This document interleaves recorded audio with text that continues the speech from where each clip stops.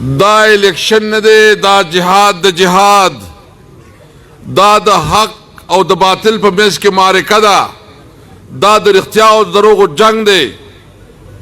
زه صرف تاسو نه دا وایم چې ما سره به په دې کمپین کې اوچتېږئ انشاءالله.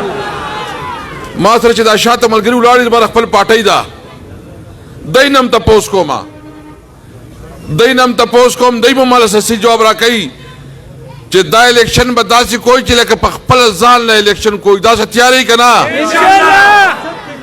لاس اوچت کوي، ټول لاس سره اوچت کوي.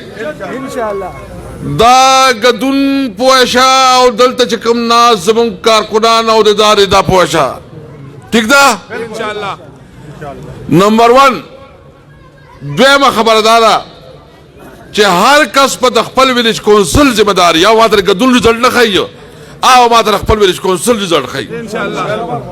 دلته زیاتره کارکنان ناست ځکه دا وایم چې هر سړی به د خپل ویلیج کونسل ذمه دار د ویلیج کونسل او زه به رزلټ غواړم د یو سړي نه د خپل ویلیج کونسل. ټیک ده داسې که نه؟ هر سړی مشرانو زه تاسو نه دا تپوس کوم، دا زموږ مقابله کې چې کوم ولاړ دي دا ستاسو مخکې نمایندګان پاتې شوي دي که نه دي پاتې شوي؟ پاتې شوي دي.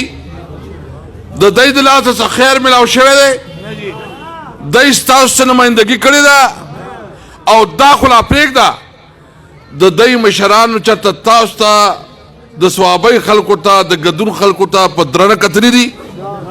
چېرته غټه اودی ورکړې دلته څه یې کړي دي؟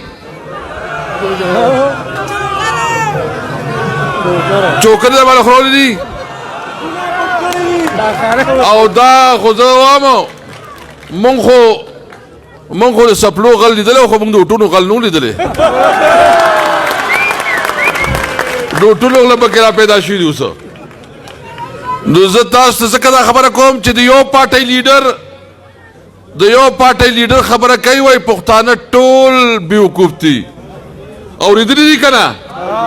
نواز شریف چې څه ویلي تاسو اورېدلي دي که نه دي اورېدلي؟ نو دا یې خو د هر پښتون بېزتي کړې ده که نه ده کړې؟ او د هغه لور څه وایي؟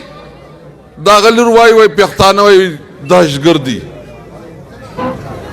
لور یې دهشتګرد راته وایي او پلار چې نو بیوقوف راته وایي. نو زه تپوس کوم دا خلکو نه چې څوک مسلم لیګ له ووټ ورکول غواړي دوی به په کم مخ په کم حیا او په کم شرم هغوی له ووټ ورکوي چې هغه تاسو ته سپک ګوري او ته له ووټ ورکوې. مولانا فضل الرحمن ټول عمر د اسلام خبره وکړه، وایي زه اسلام راولم، زه شریعت راولم. 15 کاله حکومت وکړه، 15 کاله حکومت کړی دی که نه؟ پای کې شریعت راغلی دی، اسلام راغلی دی، د قرآن قانون راغلی دی. یاره شریعت خو پرېږدی چې تر د اسلام یو قانون پاس کړی دی. د اسلام غواړي که اسلام آباد؟ د اسلام نه غواړي، اسلام آباد غواړي. انشاءالله د اسلام آباد لار به ورته انشاءالله بنده وکړه خیر انشاءالله. اسلام آباد ته به رانځي انشاءالله تعالی. مونږ له خدای پاک موقع راکړه، مونږ په سکولونو کې ناظر قرآن او ترجمه قرآن شروع کړه. مونږ له خدای پاک موقع راکړه، مونږ د سود خلاف قانون پاس کړ. مونږ له خدای پاک موقع راکړه، مونږ د حضور صلی الله علیه و آله وسلم سیرت هغې مونږ د حضور صلی الله علیه وسلم سیرت چې هغه مونږ د نصاب حصه جوړه کړه. مونږ له خدای پاک موقع راکړه، مونږ له خدای پاک موقع راکړه، مونږ دا لازم که چې د حضور صلی الله علیه و آله وسلم اسم مبارک چې اخیستی شي هغې سره به خاتم النبیین لیکلی شي. دی څه کړي دي؟ عمران خان په امریکا کې د اسلام خبره وکړه، د حضور صلی الله علیه وسلم د شان کې د ګستاخۍ خبره وکړه چې ګستاخي کېږي زموږ ټول مسلمانانو دل ازاري کېږي. عمران خان په امریکا کې خبره وکړه چې چېرته دهشتګردي وشي نو تاسو به مسلمانان راړوئ او تاسو ته اسلام فوبیا شوې ده. بل لیډر داسې خبرې کړې دي. عمران خان چې نن جیل کې دی، نو ولې جیل کې دی؟ ځکه جیل کې دی چې هغه امریکې له د اډو نه انکار وکړو، امریکې نه د اډو نه انکار وکړو. زه ځکه وایم چې دا الیکشن نه دی، ګوره دا جهاد دی. ټول قوتونه راته یو شوي دي، ټول قوتونه ته یو شوي دي زمونږ اسره یو د الله ده او یو اسره ستاسو ده یو د الله اسره به ده یو ستاسو ده په 8 فروری باندې به د دې ظلم بدلا لو کړه انشاءالله که خیري صحیح خبره ده زه تاسو نه دا امید لرم چې دا 2-3 ورځې به راسره دا جهاد کوئ پاسئ به راسره ډور ټو ډور به کمپین کوئ کوڅه په کوڅه به ګرځئ انشاءالله تعالی په 8 فروری باندې به د ظلم بدلا او د دې د امریکې د غلامۍ نه د نجات لار رضوي انشاءالله تعالی زما دا امید دی چې ګډون نه موږ ته ښه رزلټ راځي ګنده پالو څه خیال دی ګنده پالو پکې شته لاس اوچت کوي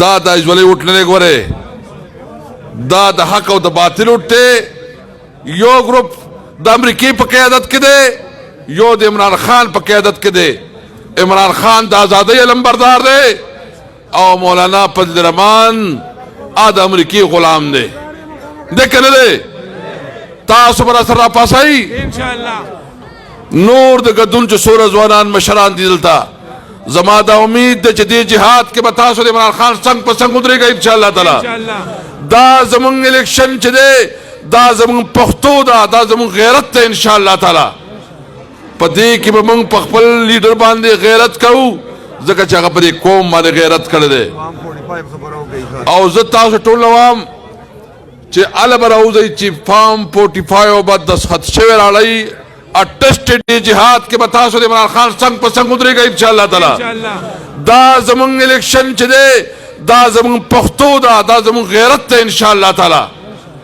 په دې کې به موږ په خپل لیډر باندې غیرت کوو ځکه چې هغه په دې قوم باندې غیرت کړی دی او زه تاسو ټول وایم چې هله به راوځئ چې فارم 45 به دستخط شوی راړئ اټسټډ به وي هله به راوځئ راځئ ټول لاس اوچت کوئ ادب او کوئ دلته هم ټول لاس اوچت کوئ چې موږ به انشاءالله عمران خان سره څنګ په څنګ ولاړ یو دا 2-3 ورځې موږ جهاد کوو او په 8 فروری به انشاءالله تعالی موږ د دین طاغوتی قوتونو شکست ورکوو انشاءالله تعالی ورکوو به که نه